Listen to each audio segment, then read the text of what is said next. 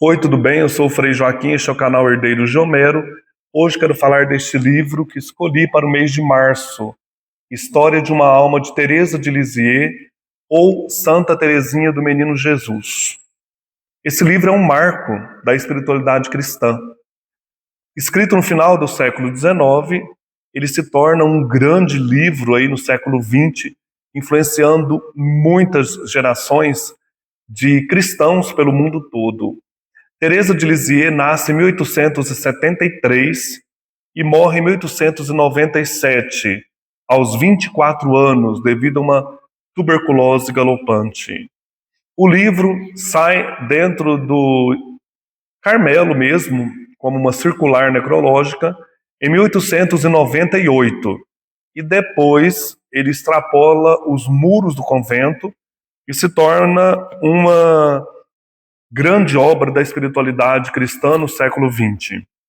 Teresa é filha de santos Luiz Martin e Zélia Guerrin, que foram pais de carmelitas, pais então das irmãs Paulina, ou Inês de Jesus, ou Agnes, irmã Maria do Sagrado Coração, irmã Celina, ou Genoveva, Leônia, que foi visitandina, a única que não foi carmelita em Lisieux. Então a gente percebe que no Carmelo de Lisieux conviveram então as irmãs Paulina, Maria, Celina e Teresa. Teresa sendo então a mais nova de todas elas, e santa, O livro então é composto de 3 manuscritos, e aqui essa edição da Paulinas, ela foi elaborada, com muito cuidado pelo Conrad de Mester, que é um estudioso belga que debruçou-se sobre os textos de Santa Teresinha, principalmente aí no Carmelo de Lisieux, e elaborou esta edição com notas críticas. É um texto assim autêntico, bem próximo ao pensamento de Teresa. Então nós temos o manuscrito A, dedicado a Agnes de Jesus, que é a irmã de Teresinha. Ele foi escrito em 1895. Teresa então tem 22 anos. Esse primeiro manuscrito que está aqui. O manuscrito M, que foi escrito em setembro de 1896, e Teresinha dedica a sua irmã Maria do Sagrado Coração. Ela tem 23 anos. E o manuscrito G, dedicado à Madre Maria de Gonzaga, escrito durante o ano de 1897. Ela começa em junho, tem 24 anos, está gravemente enferma e morrerá em 30 de setembro de 1897. E nós temos também aqui nesta edição crítica a Oferenda ao Amor Misericordioso, que é um texto que Teresinha fez consagrando-se como vítima ao amor misericordioso de Jesus. Nesse livro aqui, o carmelita belga Conrad de Mester, ele distribui esses manuscritos da seguinte maneira: manuscrito A, dedicado à Madre Inês, manuscrito G, dedicado à Madre Maria de Gonzaga, e manuscrito M, dedicado à Irmã Maria do Sagrado Coração, e o epílogo, que é esta oferenda ao amor misericordioso, escrita em 9 de junho de 1895. Então ele coloca o manuscrito M depois do manuscrito G, porque é como que o testamento espiritual de Teresa, em que ela vai trazer a sua doutrina sobre a pequena infância, o caminho espiritual da pequena infância. Tanto que ela se tornará doutora da igreja por causa desses textos, que indicam um caminho de santidade a partir das pequenas coisas do dia a dia. Papa João Paulo II, em 1997, vai declarar Teresa doutora da igreja. Esta obra crítica, ela é considerada hoje a mais autorizada, sobretudo por ser fiel aos manuscritos originais. Coloca-nos diante do autêntico pensamento de Teresa de Lisieux. Aqui nós temos também anexos, temos fotografias da época de Santa Teresinha, temos também o horário do Carmelo, cronologia, então uma obra bem recheada, muito interessante, para a gente poder entrar assim mais próximo possível da originalidade do pensamento de Santa Teresinha. Conrad de Mester analisou, estudou criteriosamente os originais de Teresa de Lisieux no Carmelo, e esses manuscritos de Santa Teresinha foram redigidos, assim, gente, em cadernos escolares. E aqui nós temos notas da edição que vai esmiuçar em detalhes momentos e questões importantes do texto teresiano, nos aproximando mais claramente, genuinamente, daquilo que Teresa quis transmitir com esta autobiografia. Então nós temos questões importantes que ele resgata. Primeiro, olha, o autor, aqui o tradutor e estudioso Conrado de Mester, ele mantém a escrita literal de Teresa, que era uma escrita bem simples. E muitas vezes essa leitura pode ficar truncada para nós por causa desta literalidade. Mas isso aqui a gente percebe que as palavras francesas possuem uma carga semântica, e isso por terem também como português o latim por trás, e que é preciso respeitar esta carga semântica das palavras francesas. Embora nos estranhem muitas vezes, mas a gente vai assim se aproximando da maneira como Teresa pensava, né? O pensamento de Teresa está ali. O tradutor não quis interpretá-lo, mas deixá-lo genuíno para nós. Depois, em questão de palavras que ela usa, Teresa escreve na década de 1890. Muitas palavras não mudaram de lá para cá, né, no francês. Mas ela tem preferências por certas palavras e muitas permanecem no vocabulário francês e são importantes para interpretar a própria personalidade da autora. Por exemplo, em vez de falar perfumar, ela vai usar embalsamar. Colocar aí bálsamo, né? Olha que interessante, né? Fala de bálsamo em vez de perfumar. Um outro exemplo. Em vez de encorajar, animar, ela usa incitar. A gente aproxima mais do que ela estava pensando naquele contexto. Em vez de rezar, meditar, ela usa pensar. Então isso é interessante porque você aproxima da ideia daquela carmelita, né? Aqui nós temos uma foto dela e a gente pode, com esse texto aqui, chegar mais próximo daquilo que ela estava pensando. Pontuações também. Teresa usa muito ponto de exclamação e o ponto final. Tudo foi mantido como no original. E é interessante aqui nos anexos, nós temos fotografias dos originais de Teresa. Então, em cima você tem o original A, no meio o original G e embaixo o original M. Então você percebe que Teresa, com o tempo, né, a escrita vai declinando um pouco, que ela está bem doente, né, então está fraca, tanto que no final do manuscrito G, ela começa a usar um lápis. Tudo isso é colocado para a gente, como o texto foi composto, né, de que maneira física o texto está ali, ele fala muito disso nas notas. Isso enriquece muito o leitor. Ela usa muito assim, sublinhar palavras, e muitas vezes ela sublinha 3 vezes uma mesma palavra, ou escreve em letras maiúsculas, alguns termos importantes, ou em letras inclinadas. Tudo isso o autor deixa para a gente.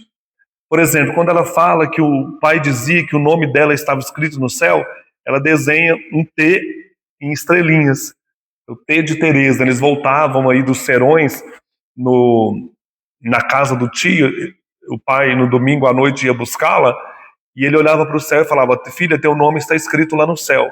Ela desenhou um T com estrelinhas, achei muito legal isso.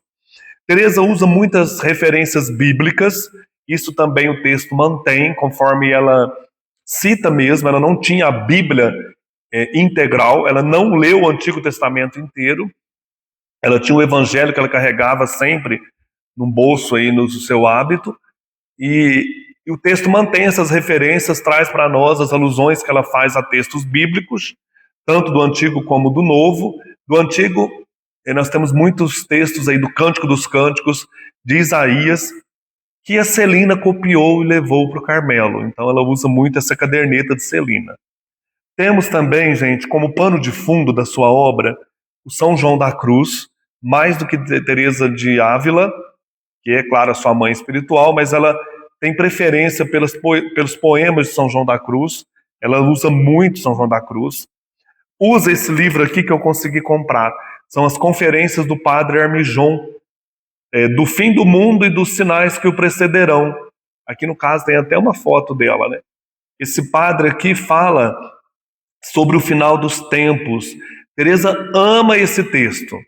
É interessante para a gente conhecer o pensamento da santa, ler o padre Hermijon.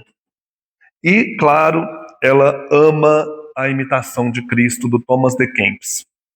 Ela sabia partes de cor desse texto, né? Tanto que a família abria em algum capítulo e pedia para ela falar o que o capítulo estava dizendo. Então, ela ama a imitação de Cristo. E sempre temos referências a esses textos. É interessante aqui também que parece Fábulas de La Fontaine. Ela também usou aqui em alguns momentos uma referência às fábulas e uma referência a um livro católico, um romance do cardeal Wiseman, chamado Fabiola. Então ela usa uma referência a esse romance. E referência também a Santo Agostinho. Achei muito legal isso, sabe? O Conrad de Messer trazer para nós o que tem por trás, claro, desse livro, além da experiência espiritual, de oração de Santa Teresinha. Aqui na página 37 e 38 desta edição, nós temos um texto muito interessante como introdução, em que ele vai falar, o Conrad de Messer, de Teresa como escritora. Para tornar-se santa, Teresa apela para sua confiança audaciosa, naquele que é a virtude, a própria santidade. Mas para ser a escritora, que a obediência pede que seja, então ela escreve isso por obediência, ela investe todos os dons de uma personalidade que está acumulada deles.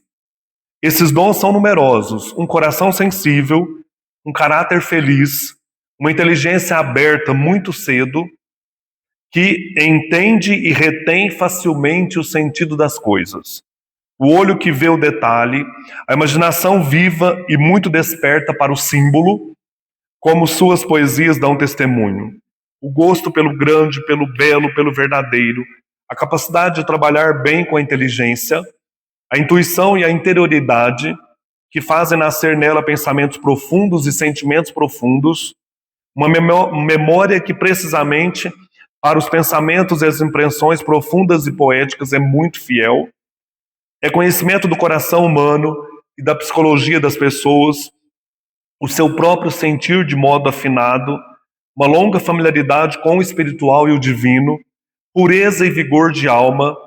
Se a tudo isto se acrescentar o dom da expressão, não é de admirar que Teresa se torne uma boa escritora sem ter procurado sê-lo. E ela possui esse dom de expressão. A história de uma alma que eu já li várias vezes envolve o leitor. Se na opinião dela lhe faltava no começo da vida religiosa, agora ela exprime seus pensamentos com uma facilidade muito grande.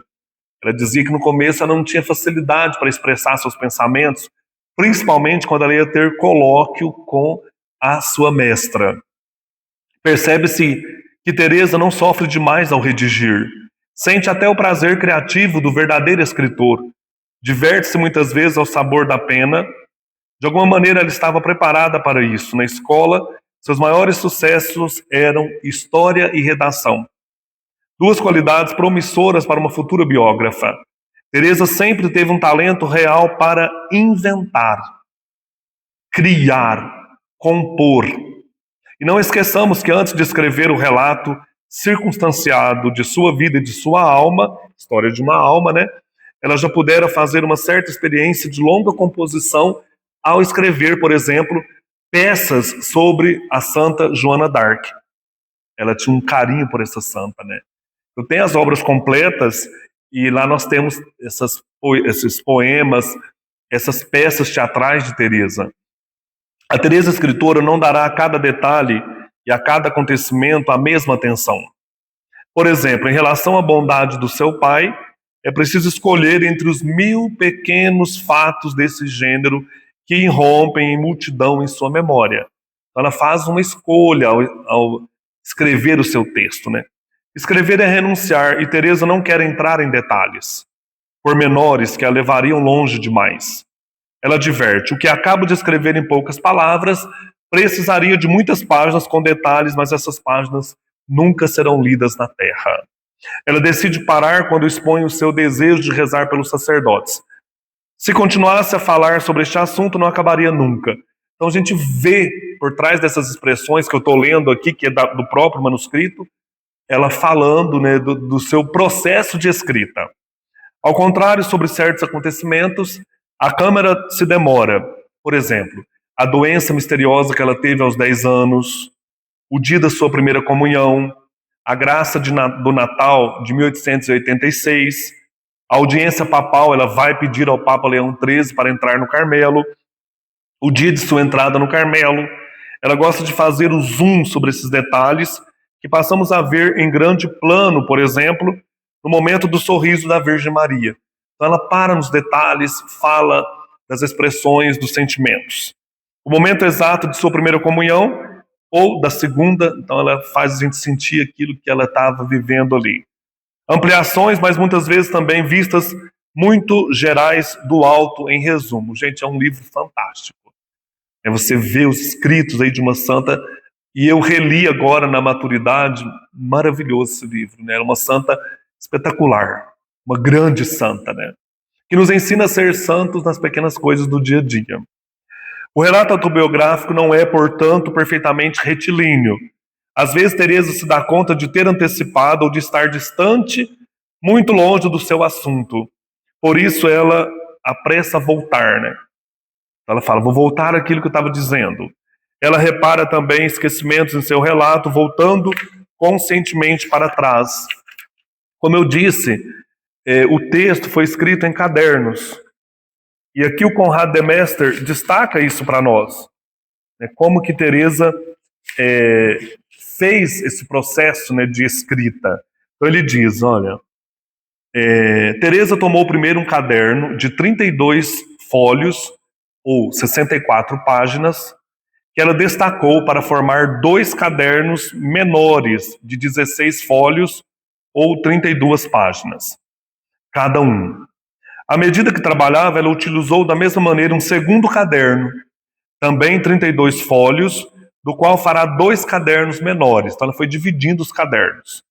Depois um terceiro, que parece ter tido somente 24 folhos, do qual fará 2 cadernos menores, né, de 12 páginas. Enquanto trabalhava, aconteceu de ela tirar ou substituir uma folha. Às vezes assinalaremos isso em nota. Gostei demais, aqui ele diz, né? Aqui ela arrancou uma folha, colou outra, apagou, riscou. É muito interessante. Colou uma tira, dizendo algo que não tinha, que pensou depois, né? Então você vê o caderno, o manuscrito, sendo elaborado aí na sua frente. Tendo assim obtido 6 pequenos cadernos de 16, 14, 16, 14, 12 e 12 folhos, respectivamente. Ela os encaderna com uma fita vermelha, acrescentando no começo e no fim uma folha dupla, o que dá, portanto, cada vez 2 folhos ou 4 páginas. Ela costurou esses cadernos com uma fita vermelha, protegendo finalmente tudo com uma capa de papel grosso cartonado. Então, esse cuidado, né, com o manuscrito.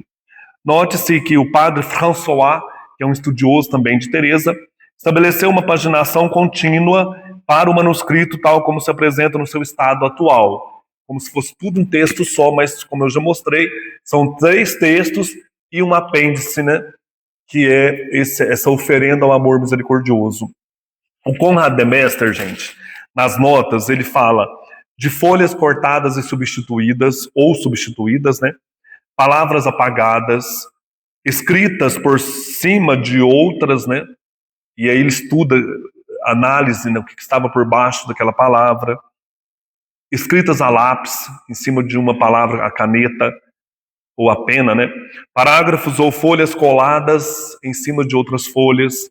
Ela vai estudar o que tinha por baixo também, olha que interessante. Passagens mudadas, ela resolveu mudar. Então isso é muito legal.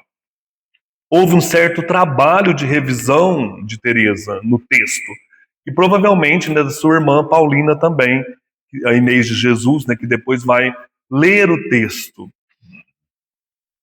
Como eu disse, Teresa então fala desta doutrina da infância espiritual, trazendo para nós a importância, né, da santidade no dia a dia. Nós podemos ser santos no dia de hoje, né, em pequenas coisas. Vamos então para o texto. Primeiro, manuscrito A. Esse manuscrito aí dedicado à sua irmã Inês de Jesus, escrito em 1895. Teresa tem, então, 22 anos aqui, mais ou menos nesta idade. Olha, tem uma foto aqui, né, em que ela começa esse manuscrito. Manuscrito A, dedicado à priora, na época, né, Agnes de Jesus, sua irmã. Ele é composto por 8 capítulos. Então nós temos uma introdução, é um prólogo que Teresa fala da pequenez, né? Depois ela fala de Alençon, morte da sua mãe, capítulo 1, capítulo 2, primeiros anos em Lisieux, capítulo 3, aluna na abadia, cura extraordinária, que é o momento em que a Paulina entra para o mosteiro, ela fica doente, Teresa, Nossa Senhora do Sorriso, é uma imagem que eles tinham e amavam muito, né? Essa imagem sorri para Teresinha, e Teresinha então é curada de todo aquele sofrimento, né? Quando a sua irmã entra para o mosteiro, Teresinha sofre demais. Aqui é a imagem, né, do sorriso, Nossa Senhora ali em cima. Continuando, nós temos aqui, esse aqui foi dividido depois, ela não dividiu em capítulos, né? Aqui que foi dividido para a gente estudar as partes. Capítulo 4, chamado à santidade, primeira comunhão, graças e fraquezas. Capítulo 5, minha conversão completa, o Natal de 1886. Amar Jesus com paixão e segui-lo. Ela reza pelos pecadores. Tinha um assassino da época, o Pranzini, que será o primeiro filho espiritual dela. Ela e Celina rezam pela condenação desse Pranzini, que foi pela salvação desse Pranzini, que foi condenado à morte. A viagem a Roma, capítulo 6, ela vai contar em detalhes essa viagem para Nápoles e outra para Pompeia e outras regiões ali da Itália, e a visita ao Papa Leão XIII, em que ela pede para entrar no convento, né, aos 15 anos de idade. Teresa retarda a sua entrada para o Carmelo, não ela, né, mas as irmãs acham melhor ela entrar depois da Páscoa. Capítulo 7, postulante noviça no Carmelo. Capítulo 8, profissão e oferenda ao amor misericordioso. Então este é o manuscrito A. Teresa vai usar vários trechos, gente, isso é muito lindo, das cartas de sua mãe Zélia, as filhas ou a irmã de Zélia, que também era visitandina numa cidade vizinha, né? Então ela usa muito essas cartas. A gente percebe que ela leu isso aí com muita emoção, né? A ideia de escrever o manuscrito A nasce de uma conversa entre as irmãs num recreio, num jantar ali do dia a dia, né, numa convivência, em 1895. Inês e Maria, irmãs de Teresinha, pedem que ela escreva sobre a infância, as suas lembranças de infância, né? Ela começa a escrever esse texto que é maravilhoso, né? O livro História de uma Alma começa assim, olha. Ela sempre traz, né, as letras Jesus, Maria, José e Teresa, né, Teresa d'Ávila. Janeiro de 1895, Jesus. História primaveril de uma florinha branca, de uma florzinha branca, escrita por ela mesma e dedicada à reverenda Madre Inês de Jesus. Esse é o título, né? Por que florinha, florzinha branca? Quando ela vai pedir o pai para entrar no Carmelo, ele arranca do muro uma pequena flor que ela guardará para sempre, né, dizendo que ela é essa pequena flor. E ela se intitula-se, né, Eu Sou Pequena. O texto, então, a abertura. A vós, madre querida, vós que sois 2 vezes minha mãe, porque Teresa perde a mãe aos 4 anos, ela escolhe Paulina como mãe, né? E Paulina, na época, era madre, então 2 vezes mãe. Venho confiar a história de minha alma. No dia em que me mandastes fazê-lo, pareceu-me que isso dissiparia o meu coração ao ocupá-lo com ele mesmo. Mas depois Jesus me fez sentir que ao obedecer, simplesmente, eu lhe seria agradável. Aliás, não vou fazer senão uma só coisa. começar a cantar o que devo repetir eternamente: as misericórdias do Senhor. Então, como Teresa d'Ávila, ela quer cantar as misericórdias do Senhor. E é isso que ela faz neste relato, né? Gente, esse prólogo aqui é maravilhoso. Ela vai falar de Deus, né, que na sua grandeza, ele se abaixa para chegar até nós, né? Deus vem até nós na sua simplicidade, né? Olha, antes de tomar a pena, ajoelhei-me perante a estátua de Maria, a estátua do sorriso, Nossa Senhora do Sorriso, aquela que nos deu tantas provas das preferências maternais da Rainha do Céu para a nossa família. Supliquei-lhe para guiar a minha mão, a fim de que eu não escreva nenhuma linha que não lhe seja agradável. Em seguida, abrindo o Santo Evangelho, meus olhos caíram sobre essas palavras. Tendo Jesus subido a uma montanha, chamou a si de quem se agradou, e eles vieram a ele. Ela cita São Marcos, capítulo 3, versículo 13. Então, dois momentos importantes. Ela vai pedir, por obediência, né, escrever isso aqui, a Nossa Senhora que lhe guie as mãos, e depois ela vai ao Santo Evangelho. Eis aqui o mistério de minha vocação, de minha vida inteira, e sobretudo o mistério dos privilégios de Jesus sobre minha alma, para contar a história da sua alma. Ele não chama aqueles que são dignos, mas aqueles de quem se agrada. Ou como diz São Paulo, Deus tem piedade de quem Ele quer e faz misericórdia a quem quer fazer misericórdia. Isso não é a obra daquele que quer, nem daquele que corre, mas de Deus que faz misericórdia. Palavra-chave do texto, né? Graça, misericórdia, Deus se agradou, Deus faz o que Ele quer. Ela cita na Epístola aos Romanos, capítulo 9, versículos 15 e 16. É interessante ela colocar a citação, né? Ela está preocupada de trazer isso. Depois ela faz só referências. Durante muito tempo, me perguntei por que Deus tinha preferências. Por que todas as almas não recebiam um grau igual de graças? Admirava-me ao vê-lo prodigalizar favores extraordinários aos santos que o tinham ofendido, como São Paulo, Santo Agostinho, e que ele forçava, por assim dizer, a receber suas graças, ou a ler a vida dos santos dos quais Nosso Senhor se agradou de acariciar, do berço ao túmulo, sem deixar em sua passagem nenhum obstáculo que os impedisse de elevar-se até ele, e prevenindo essas almas de tais favores que elas não podiam manchar o brilho imaculado de sua veste batismal. Eu me perguntava por que os pobres selvagens, por exemplo, morriam em grande número antes de ter mesmo ouvido pronunciar o nome de Deus. Jesus dignou-se instruir-me neste mistério. Pôs diante de meus olhos o livro da natureza e compreendi que todas as flores que ele criou são belas, que o brilho da rosa e a brancura do lírio não tiram o perfume da pequena violeta ou a simplicidade arrebatadora da margarida do campo. Compreendi que se todas as florzinhas quisessem ser rosas, a natureza perderia seu adorno primaveril. Os campos não seriam mais esmaltados de florinhas, de florzinhas. Assim é no mundo das almas, que é o jardim de Deus. Ele quis criar os grandes santos, que podem ser comparados ao lírio e às rosas, mas criou também os menores, e os que devem contentar-se em ser margaridas ou violetas, destinadas a alegrar os olhares de Deus quando os abaixa aos seus pés. A perfeição consiste em fazer a sua vontade, em ser o que Ele quer que sejamos. Bonito, né? Então, porque existem grandes santos e existem também os pequenos, né? Deus faz o que Ele quer, né? Agrada a Deus também os pequenos. Compreendi também que o amor de Nosso Senhor se revela tanto na alma mais simples, que em nada resiste à sua graça, como na alma mais sublime. De fato, sendo o próprio do amor de Deus abaixar-se, se todas as almas se assemelhassem dos santos doutores que iluminaram a Igreja, pela clareza de sua doutrina, parece que Deus não desceria bastante baixo ao vir até eles.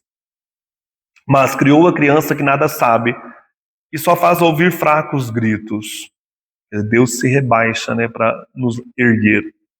Criou o pobre selvagem que, para se conduzir, só tem a lei natural, e é até o coração deles que ele se digna baixar-se. São suas flores do campo, cuja simplicidade o arrebata. Ao descer assim, Deus mostra a sua grandeza infinita. Assim como o sol ilumina ao mesmo tempo os cedros e cada florzinha, como se ela fosse a única na terra, assim nosso Senhor se ocupa também particularmente de cada alma, como se ela não tivesse semelhantes. E assim como na natureza todas as estações estão arranjadas de maneira a fazer desabrochar no dia marcado a mais humilde Margarida, assim tudo corresponde ao bem de cada alma. Então eu quis ler o texto na íntegra, essa abertura, porque ele é muito rico, né? Teresa está preocupada, vamos dizer assim, de como as almas pequenas recebem a graça de Deus, né? Então é próprio de Deus olhar também para os pequenos, para os simples, para aqueles que diante do mundo não são grandes santos, né? São pequenos, e ela vai trabalhar essa questão da pequenez espiritual, né? Tal como São Francisco de Assis, a pequenez diante de Deus. Gente, esse livro aqui é perfeito, é maravilhoso, é o livro da minha vida também. Eu vou ler alguns trechos aqui que me marcaram profundamente. Então, como eu falei os tópicos, eu vou ler alguns aqui bem rápido, né? Na página 66 aqui dessa edição, nós temos o momento da morte da mãe. Quando eu tentei ler esse livro a primeira vez, em 95, eu cheguei nesse texto aqui e parei. Porque eu perdi minha mãe muito cedo também, né? E comecei a chorar, me deu um tempo. Só depois que eu voltei para Santa Teresinha, né? Para ler. E aí ela me fisgou, né? Olha, a cerimônia comovente da extrema unção da mãe dela, né? Também está impressa em minha alma. Ainda vejo o lugar onde eu estava ao lado de Celina. Todas as 5 estávamos por ordem de idade e o pobre paizinho estava lá também soluçando.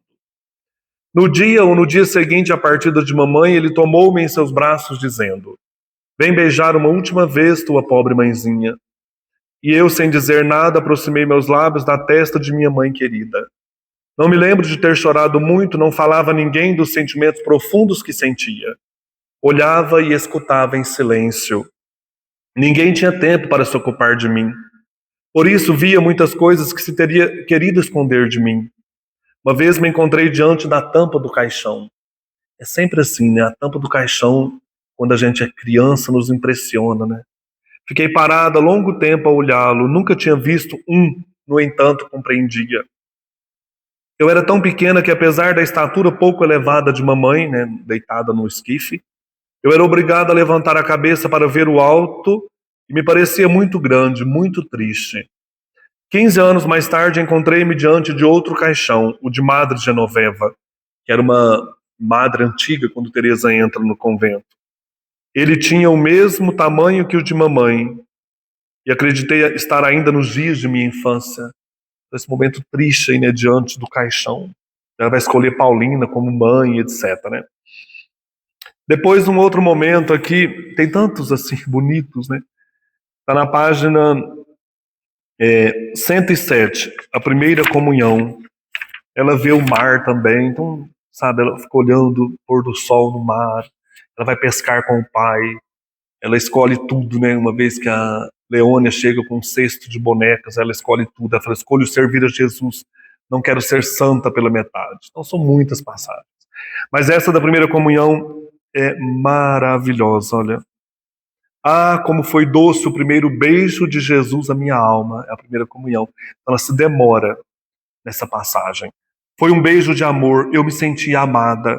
E dizia também: eu vos amo, dou-me a vós para sempre. Depois da morte da Zélia, eles mudam para Lisieux.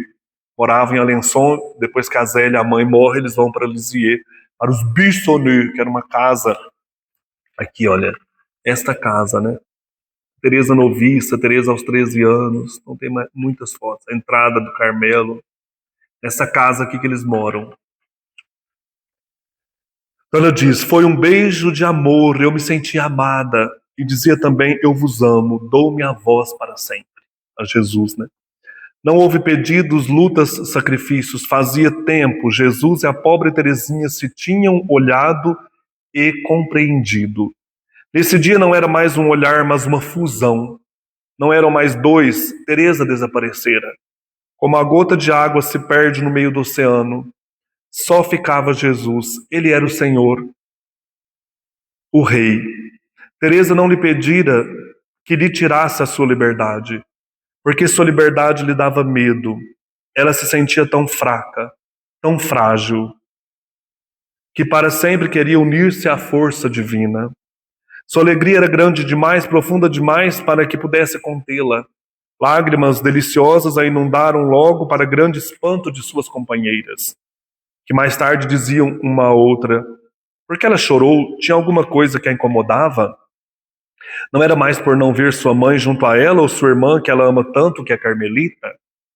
Elas não compreendiam que toda a alegria do céu que vem a um coração, esse coração exilado não pode suportá-la sem derramar lágrimas. Oh, não, a ausência de mamãe não me causava sofrimento.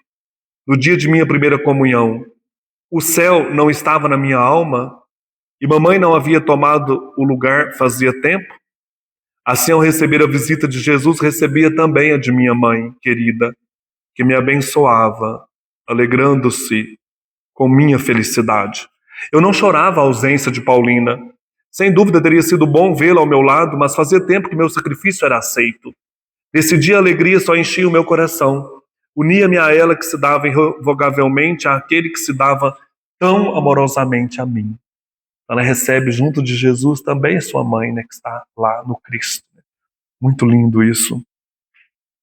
Depois ela pede para o pai para entrar no Carmelo, ele dá aquela florzinha branca, é uma passagem muito bonita também. Viagem à Itália, à Suíça, elas passam por lá, ela fala das paisagens, da visita a Milão, ao Coliseu. Então são muitas passagens belíssimas.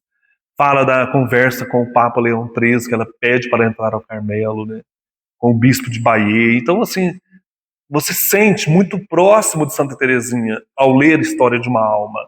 Sente a possibilidade de ser santo também, né, e de conviver com uma santa tão bonita, né, tão simples, que fala da santidade nas pequenas coisas.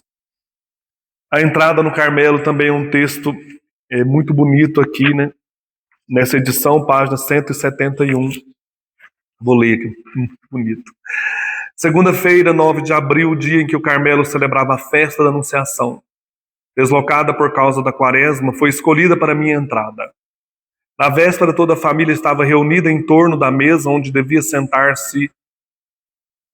sentar-me uma última vez. Ah, como essas reuniões íntimas são dilacerantes. Vou pular um trecho, olha. Na manhã do grande dia, após ter lançado um último olhar aos Bissonnets, esse ninho gracioso da minha infância que não devia mais rever, parti de braços dados com meu rei querido para subir a montanha do Carmelo. Como na véspera toda a família estava reunida para ouvir a Santa Missa e nela comungar. Assim que Jesus desceu no coração dos meus parentes queridos, não ouvi em torno de mim senão soluços. Só eu não derramei lágrimas, mas senti meu coração bater com tal violência que me pareceu impossível avançar quando vieram fazer-nos o sinal de ir à porta conventual. Avancei, entretanto, perguntando-me se não ia morrer pela força dos batimentos do meu coração. Ah, que momento aquele! É preciso ter passado por ele para saber o que ele é. Minha emoção não se traduziu exteriormente. Depois de ter abraçado todos os membros da minha família querida, pus-me de joelhos diante do meu incomparável Pai, pedindo-lhe a sua bênção. Para me dá-la, ele mesmo se pôs de joelhos e me abençoou chorando. Era um espetáculo aquele que devia fazer sorrir os anjos, aquele desse ancião apresentando ao Senhor sua filha na primavera da vida. Muito bonito, né, gente? Ela fala, quando ela entra, estou aqui para sempre. Neste manuscrito, a gente percebe, nessa história da graça de Deus na vida de Teresa, que Deus está presente em toda parte, né? Ela diz, vou cantar as misericórdias do Senhor. Então, é a ação de Deus no ritmo dos acontecimentos. A história de uma alma é a história que tem uma narração de fundo duplo. Primeiro é Jesus, o divino tecelão, que que tece a vida da santa, né? É ele quem age, quem faz, quem permite, quem mostra, quem revela, quem comprasse em chamá-la, digna-se de instruí-la. Jesus é que dá tudo a ela. Jesus está em ação no passado e no momento presente. E depois é ela mesma que se entrega, né, a esta ação de Jesus. E é uma presença, em segundo lugar, né, não em segundo lugar, né, em segundo momento, é uma presença em profundidade. O nome de Jesus vai aparecer nesse manuscrito A 175 vezes. Então, é Teresa e Jesus. E é Jesus quem escreve, vamos dizer assim, por meio dela, né? Deus a ama com amor de pai e de mãe de misericórdia, porque ela é pequena, né? E ela quer ser sempre pequena, como ela diz lá na abertura. E a descoberta dessa pequena via, que é um projeto poderoso, que vai se revelar aqui com suas luzes vivas e ilumina o ser íntimo de Deus, porque ela diz que é próprio dele, o autor de todas as almas, de todas as coisas, de rebaixar-se, mostrando assim sua grandeza íntima. Esse é o mistério do seu agir. Teresa compreende mais do que nunca esse agir de Deus e que Jesus deseja ser amado. Quanto Jesus, ela dizia, deseja que permitamos que Deus nos ame. E ela vai falar dos rios, ou melhor, oceanos de graça que inundam a sua alma, né? Parece-me que esse amor me penetra, ela diz. Me cerca, a cada instante esse amor misericordioso me renova. Então nós temos Teresa se abrindo ao amor de Deus, né? Tudo em Teresa está então penetrado desta água viva que é a presença de Jesus. É o seu esposo, é alguém real. E é nessa plenitude de graça e de luz que ela olhará os acontecimentos da sua vida e explicará então o seu sentido oculto. Ela se coloca diante de Deus pequena e escreve na maior intimidade para pessoas conhecidas, né? Esse texto do manuscrito A, que conquistará o mundo, né, é um texto íntimo. É como uma carta íntima, uma longa conversa de coração a coração. E ela olha para si mesmo como um livro aberto diante de Deus.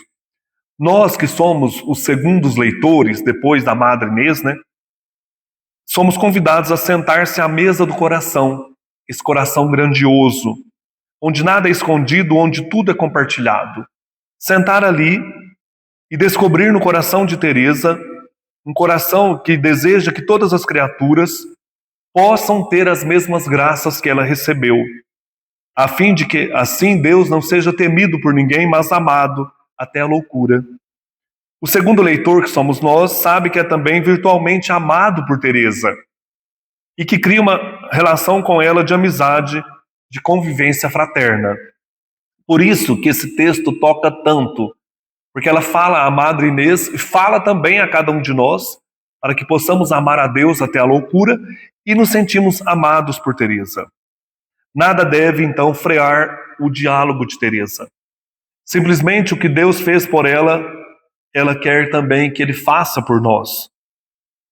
O manuscrito A é um monumento de honestidade. Aqui tudo é transparente. Teresa saberá encantar não só pela profundeza de sua alma, mas também pela fineza de sua percepção. Teresa possui uma excelente inteligência, intuição viva, cheia de empatia. Ela está muito consciente da presença de Jesus. Ela mesma divide assim o manuscrito A em 3 partes, né? Ela diz: na história de minha alma até a entrada no Carmelo, distingo 3 períodos, bem distintos. O primeiro vai até a partida de nossa querida mãe para a pátria dos céus. Ela tem 4 anos e meio, né? Então, esse é o primeiro período. O segundo, da minha existência, é o mais sofrido dos 3, desde os meus 4 anos até o meu 14º ano, época em que reencontrei meu caráter de criança ao entrar no sério da vida, a conversão no dia de Natal de 1886. E o último, terceiro período da vida, começa nesta conversão. Ela diz: é o mais bonito de todos, o mais cheio de graças. Fato notável, um passo tão impressionante como a entrada no Carmelo não inaugura um novo período na sua vida. O que inaugura o terceiro período é esta conversão que se dá na noite de Natal de 1886. Eles voltaram da missa e todo ano o pai colocava presentes debaixo das árvores. Ele esqueceu. E a Teresa, quando vai para o quarto tirar o chapéu, sei lá o quê, o pai fala: nossa, mas tomara que esse seja o último ano, né? Como se ela não tivesse crescido ainda. E ela conseguiu voltar e abrir os presentes sem chorar, né? Então ela fala que ela amadureceu. A sua alma foi transformada na graça de Deus, né?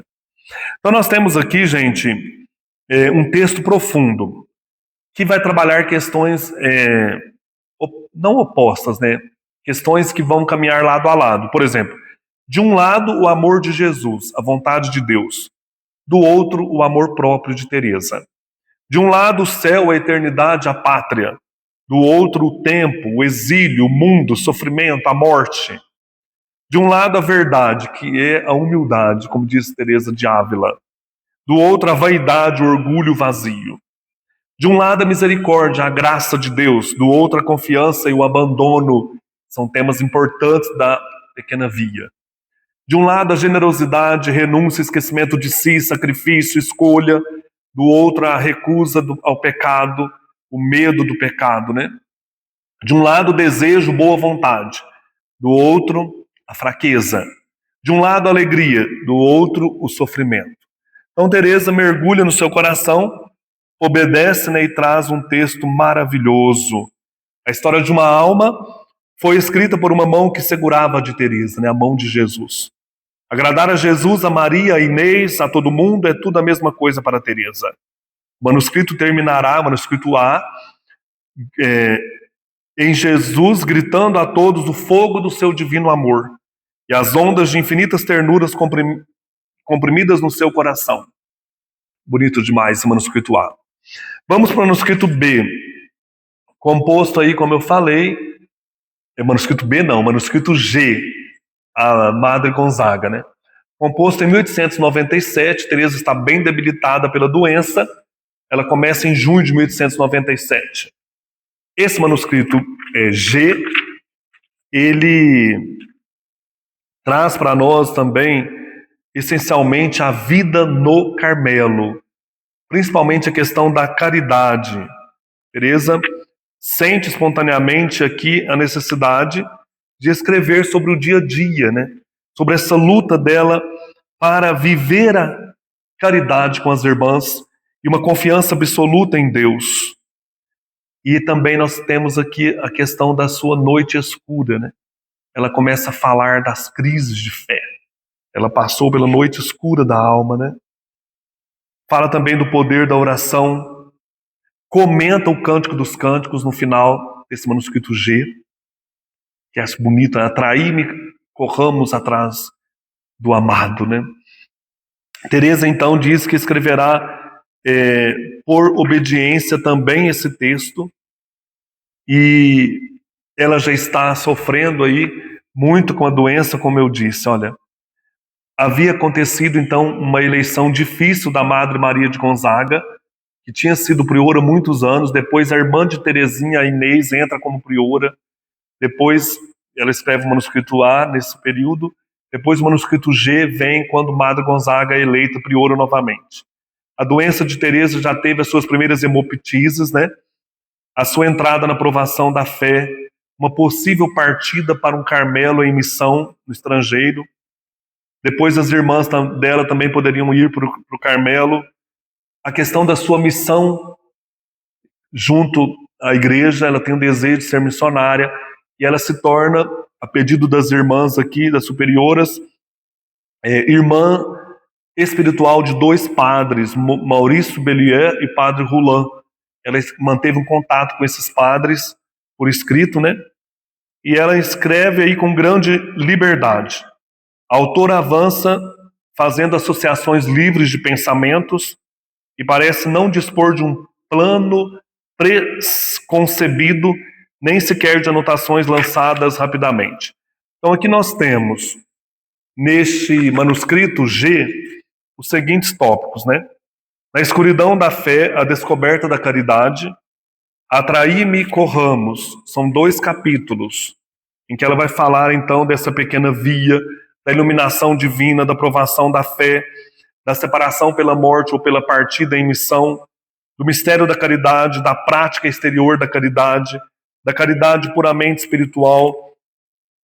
Teresa foi designada para ajudar como mestra de noviças, faz uma longa digressão sobre a oração, uma retomada do tema das relações fraternas, a história dos irmãos espirituais desses padres e a união com Deus e sua influência sobre as almas. Tudo isso está aqui.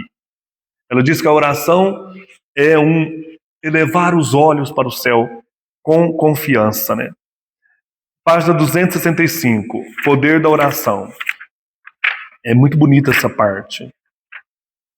Aqui ela diz, olha, para mim a oração é um impulso do coração, é um simples olhar lançado para o céu, é um grito de gratidão e de amor no seio da provação, como no seio da alegria. Enfim, é alguma coisa de grande, de sobrenatural, que me dilata a alma e me une a Jesus. Mas eu quero ler aqui, gente, para uma caridade que ela fazia com a irmã São Pedro, que era uma irmã muito difícil. Então ela mostra uma questão do dia a dia, como ser santo no dia a dia. Página 270. Ela dizia, olha, eu me lembro de um ato de caridade que Deus me inspirou a fazer sendo ainda noviça. Era pouca coisa, no entanto, nosso Pai que vê no segredo, que olha mais para a intenção do que para a grandeza da ação, já me recompensou sem esperar a outra vida. Era no tempo em que irmã São Pedro ia ainda ao coro e ao refeitório. Para a oração da tarde ela era colocada diante de mim. 10 minutos antes das 6 horas, era preciso que uma irmã deixasse suas ocupações para conduzi-la ao refeitório, porque as enfermeiras tinham então doentes demais para vir buscá-la. Muito me custava propor-me para prestar esse pequeno serviço, pois sabia que não era fácil contentar essa pobre irmã São Pedro, que sofria tanto que não gostava de mudar de condutora. No entanto, não queria perder uma tão bela ocasião de exercer a caridade. Lembro-me de que Jesus tinha dito: "O que fizerdes ao menor dos meus é a mim que tereis feito." Oferecia-me, portanto, humildemente para conduzi-la. Não foi sem dificuldade que consegui fazer com que aceitasse meus serviços. Enfim, me pus em ação e tinha tanta boa vontade que tive perfeitamente êxito. Toda a tarde, quando vi a irmã São Pedro sacudir sua ampulheta, eu sabia o que aquilo queria dizer: partamos. É incrível como me custava deixar meus afazeres, sobretudo no começo. Fazia-o, no entanto, imediatamente, depois toda uma cerimônia começava. Ela luta, né, contra essa resistência em fazer a caridade, mas ela faz, né, por amor a Jesus. Era preciso mover e levar o banco de uma certa maneira, sobretudo a não se apressar, em seguida ocorria o passeio. Tratava-se de seguir a pobre enferma sustentando-a pela cintura. Eu o fazia com o maior cuidado que me era possível. Mas se por infelicidade ela dava um passo em falso, imediatamente lhe parecia que eu a segurava mal e que ela ia cair. Ah, meu Deus, vós ides rápido demais, vou me quebrar. Se eu tentasse ir ainda mais suavemente. Mas segui-me, não sinto mais vossa mão. Me soltastes, vou cair. Ah, bem que eu disse que sois bem jovem demais para me conduzir. Enfim, chegávamos sem acidente ao refeitório. Lá sobrevinham outras dificuldades. Tratava-se de fazer a irmã São Pedro sentar-se e agir com jeito para não machucá-la. Em seguida era preciso suspender suas mangas, ainda de uma certa maneira. Depois eu estava livre para ir embora. Com suas pobres mãos estropiadas, ela arranjava seu pão na sua tigela como ela podia. Logo me dei conta e toda a tarde não a deixava, senão depois de lhe ter prestado ainda esse pequeno serviço. Como não mo tinha pedido, ficou muito tocada com minha atenção. E foi por esse meio que não procurara de propósito, que ganhei totalmente suas boas graças e, sobretudo, fiquei sabendo mais tarde, porque depois de ter cortado o seu pão, antes de ir embora, lhe dava o meu mais belo sorriso. Bonito, né? A caridade feita aí por amor a Jesus presente no outro, né? ela faz então, aqui bem no final, né, um comentário ao Cântico dos Cânticos, né, atraí-me corramos. Ninguém disse, Jesus pode vir após mim se meu Pai que me enviou não o atrair. Em seguida, por sublimes parábolas e muitas vezes sem mesmo usar desse meio tão familiar ao povo, ele nos ensina que basta bater para que se abra, confiança, né? Buscar para encontrar e estender humildemente a mão para receber o que se pede. Então ela se sente atraída pelo amor de Deus, né? Bem no final ela diz também que se tivesse feito todos os pecados do mundo, não perderia a confiança, né? Eu teria a mesma confiança que teve Maria Madalena, né? Porque a misericórdia de Deus preservou minha alma. Olha, não é porque Deus, na sua amável misericórdia, preservou minha alma do pecado mortal que me eleva a Ele pela confiança e pelo amor. É o finalzinho do canto G, né? Um canto voltado, manuscrito, né? Voltado para esse amor de Deus e a confiança. O manuscrito M é o coroamento dos dois manuscritos, né, anteriores. É o seu testamento espiritual, ela fala do amor, da confiança, da fé, da graça, da igreja, o coração comunial de Teresa, né? O amor encerra todas as vocações. É o texto mais clássico, vamos dizer assim, né? Então nós temos aqui, ó, os segredos de Jesus, minha vocação é o amor. Aqui nós temos dois manuscritos, duas cartas nesse manuscrito M, a Madre, a sua irmã Maria do Sagrado Coração. O primeiro manuscrito foi escrito em 13 de setembro de 1896. É a primeira parte. E o segundo, 8 de setembro de 1896. Só que o segundo, o que foi escrito primeiro, vem depois. É porque, para concluir, né, o testamento espiritual de Teresa. Aqui nós temos aquela famosa passagem, né, em que ela fala do amor. O amor encerra todas as vocações. Que é um texto bem conhecido da santa, né? Aqui, olha. Ó meu bem-amado, vou pegar um trecho aqui. Essa graça não era senão um prelúdio de graças maiores com que tu querias cumular-me. Deixa-me, meu único amor. Ela dirige diretamente a Jesus, no tu. Olha que confiança, né? Ó meu bem-amado, essa graça não era senão um prelúdio de graças maiores com que tu querias cumular-me. Deixa-me, meu único amor, recordá-los a ti hoje, o 6º aniversário de nossa união, onde ela fez os votos, né, em 8 de setembro, é o aniversário da união dela com Jesus. E ela está renovando aqui esse aniversário, né? Muito bonito isso. A confiança, né? Ah, perdoa-me. Ela fez a profissão em 8 de setembro de... Não, ela fez a profissão, não. Ela escreveu isso em 8 de setembro de 1896. Ah, perdoa-me, Jesus. Se desarrasou ao querer redizer meus desejos, minhas esperanças que tocam o infinito. Perdoa-me e cura minha alma, dando-lhe o que ela espera. Ser tua esposa, ó Jesus, ser carmelita, ser por minha união contigo a mãe das almas, isso deveria bastar-me. Não é assim. Sem dúvida, estes 3 privilégios são bem minha vocação: carmelita, esposa e mãe. No entanto, sinto em mim outras vocações. Sinto a vocação de guerreiro, de sacerdote, de apóstolo, de doutor, de mártir.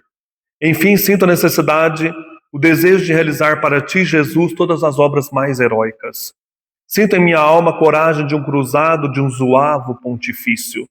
Desejaria morrer num campo de batalha pela defesa da igreja. Sinto em mim a vocação de sacerdote. Com que amor, ó Jesus! Te levaria nas minhas mãos quando a minha voz descesses do céu. Com que amor te daria as almas! Mas ai, ao mesmo tempo em que desejo ser sacerdote, admiro e invejo a humildade de São Francisco de Assis e sinto a vocação de imitá-lo, recusando a sublime dignidade do sacerdócio. Ó Jesus, meu amor, minha vida, como unir esses contrastes? Como realizar os desejos de minha pobre, pequena alma? E aí ela começa a, é, a meditar sobre isso, né? Como realizar esses desejos de ser sacerdote, guerreiro, apóstolo, né? Então ela diz, é pelo amor. Olha, a resposta, ela escreve mais um pouco e mais adiante, né? A resposta estava clara, mas não cumulava meus desejos, não me dava a paz. Como Maria Madalena, inclinando-se junto ao túmulo vazio, acabou por encontrar o que buscava, assim, abaixando-me até as profundezas do meu nada, elevei-me tão alto que pude atingir minha meta. Sem me desencorajar, continuei minha leitura e esta frase aliviou-me. Ela está lendo a primeira carta aos Coríntios, capítulo 12, né, capítulo 13. 12 e 13. Buscai com ardor os dons mais perfeitos, mas vou ainda mostrar-vos um caminho mais excelente. E o apóstolo explica como todos os dons mais perfeitos não são nada sem o amor, que a caridade é o caminho excelente que conduz seguramente a Deus. Enfim, tinha encontrado repouso. Considerando o corpo místico da igreja, não me tinha reconhecido em nenhum dos membros descritos por São Paulo. Ou melhor, queria reconhecer-me em todos. A caridade deu-me a chave de minha vocação. Compreendi que se a igreja tinha um corpo composto de diferentes membros, o mais necessário, o mais nobre de todos não lhe faltava. Compreendi que a igreja tinha um coração e esse coração estava ardendo de amor. Compreendi que só o amor fazia agir os membros da igreja, que se o amor se extinguisse, os apóstolos não anunciariam mais o evangelho. Os mártires se recusariam a derramar seu sangue. Compreendi que o amor encerrava todas as vocações, que o amor era tudo, que ele abrange todos os tempos e todos os lugares, numa palavra que ele é eterno. Então, no excesso de minha alegria delirante, exclamei: ó Jesus, meu amor, minha vocação, enfim, eu a encontrei. Minha vocação é o amor. Sim, encontrei meu lugar na igreja, e esse lugar, ó meu Deus, foste tu que me modeste. No coração da igreja, madre, eu serei o amor. Assim serei tudo. Assim meu sonho será realizado. Todas essas vocações se realizarão nesse desejo, né, de amor. E é isso que ela faz no último manuscrito aqui, que é o epílogo, oferenda ao amor misericordioso. Ela se oferece, né, como vítima de holocausto ao amor. Aqui uma foto dela, né, falecida. E depois, então, o texto da oferenda. É um texto que não pode ser separado da história de uma alma, né? É a abertura total de Teresa ao amor misericordioso. É a única esperança daquele que busca Deus, né? Não se conquista Deus, ele se dá. A única esperança daquele que busca. Diante dele sempre se terá as mãos vazias. Só Deus pode nos dar Deus. Ele mesmo se entrega a nós. E ela não se arrepende de ter entregue seu amor. Então ela diz aqui no ato, né, bem lá no finalzinho: a fim de viver num ato de perfeito amor, eu me ofereço como vítima de holocausto ao vosso amor misericordioso, suplicando-vos que me consumais sem cessar, deixando transbordar em minha alma os rios de ternura infinita que estão encerrados em vós, e que assim eu me torne mártir do vosso amor, ó meu Deus. Que este martírio, depois de me ter preparado para aparecer diante de vós, me faça enfim morrer, e que minha alma se lance sem demora no eterno abraço de vosso misericordioso amor. Quero, ó meu bem-amado, a cada batimento do meu coração, vos renovar este oferecimento um número infinito de vezes, até que as sombras estando dissipadas, eu possa vos redizer meu amor num face a face eterno. Maria Francisca Teresa do Menino Jesus da Sagrada Face, religiosa carmelita indigna, festa da Santíssima Trindade, 9 de junho do ano da graça de 1895. O pesquisador de Deus, né? Ele se lança em Deus. E é isso que ela fez a sua vida toda, né? Se lançou ao amor e recebeu o amor, né? Ela dizia: amor com amor se paga. Não morro, entro na vida, né? Eu dou tudo a Jesus, nunca neguei nada a ele. Gente, livro maravilhoso. Não sei se vocês já fizeram a experiência de ler, reler, rezar esse texto. É bonito demais. Então é isso, foi o livro do mês de março, uma grande releitura na minha vida, um livro que sempre me acompanha. Novamente indico esta edição crítica, né, do Conrad de Mester, História de uma Alma, de Teresa de Lisieux. Um abraço e até mais.